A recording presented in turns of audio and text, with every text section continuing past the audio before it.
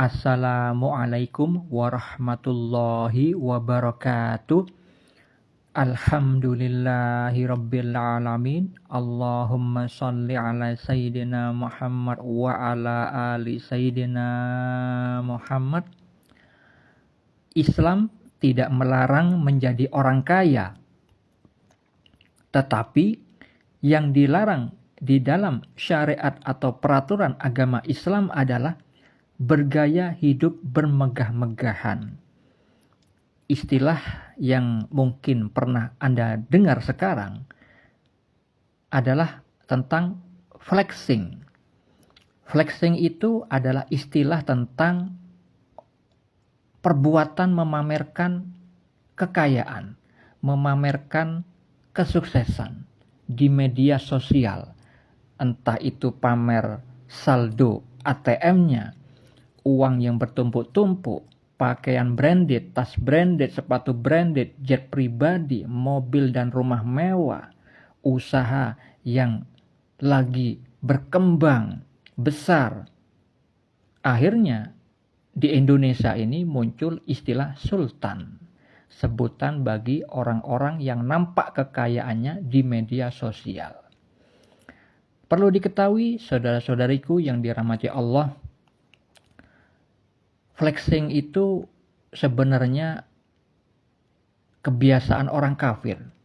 Kalau Anda lihat di YouTube tentang public figure, orang-orang barat di luar sana, saya lihat rapper salah satunya, profesi rapper, itu mereka banyak memakai berlian, walaupun laki-laki.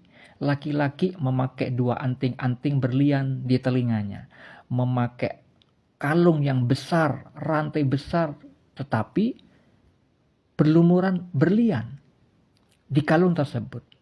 Kemudian ada juga sampai pada gigi-giginya dipasang banyak berlian. Itu harganya ratusan juta hingga miliaran.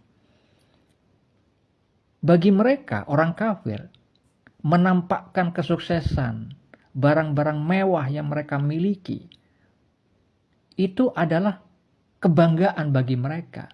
Sedangkan di dalam agama Islam, Allah Subhanahu wa Ta'ala melarang perbuatan bermegah-megahan. Allah berfirman di dalam surat At-Takatsur ayat 1-8, yang bunyi firman-Nya adalah, bermegah-megahan telah melalaikan kamu sampai kamu masuk ke dalam kubur. Sekali-kali tidak. Kelak kamu akan mengetahui akibat perbuatanmu itu. Kemudian sekali-kali tidak, kelak kamu akan mengetahui. Sekali-kali tidak, sekiranya kamu mengetahui dengan pasti, niscaya kamu benar-benar akan melihat neraka Jahim. Kemudian kamu benar-benar akan melihatnya dengan mata kepala sendiri. Kemudian kamu benar-benar akan ditanya pada hari itu tentang kenikmatan yang megah di dunia itu. Allah sampai mengulangi 3 kali pada kalimat sekali-kali tidak, kelak kamu akan mengetahui. Kalau sudah diulangi 3 kali, itu berarti sangat-sangat berbahaya jika ada umat Islam yang melakukan hidup bermegah-megahan. Karena apa? Karena pertama, itu adalah sifat pemborosan, yang mana itu juga sudah Allah firmankan di dalam surat Al-Isra ayat 27. Allah Ta'ala berfirman, dan janganlah kamu menghambur-hamburkan hartamu secara boros. Sesungguhnya orang-orang yang pemboros itu adalah saudara setan. Dan setan itu sangat ingkar kepada Tuhannya. Jadi, kalau ada orang berboros-boros dengan harta titipan dari Allah yang seharusnya dilakukan untuk sebagai sarana beribadah kepada Allah, sebagaimana tujuan manusia dan jin diciptakan adalah untuk beribadah kepada Allah pada firman-Nya pada surat Az-Zariyat ayat 56. Tetapi jika ada umat Islam melakukan pemborosan, membeli barang-barang mewah, padahal barang biasa juga bisa dipakai, itu adalah sifat setan. Setan itu sangat ingkar. Sehingga orang yang berbuat boros itu juga hakikatnya berbuat sangat ingkar kepada Allah Subhanahu wa taala. Orang yang berbuat flexing, memamerkan di media sosial tentang kekayaannya, seolah-olah membuat motivasi agar orang giat bekerja, padahal tujuannya riya, pamer. Karena orang yang tujuannya memotivasi orang giat bekerja, tidak perlu seperti itu. Di dalam umat Islam tidak ada.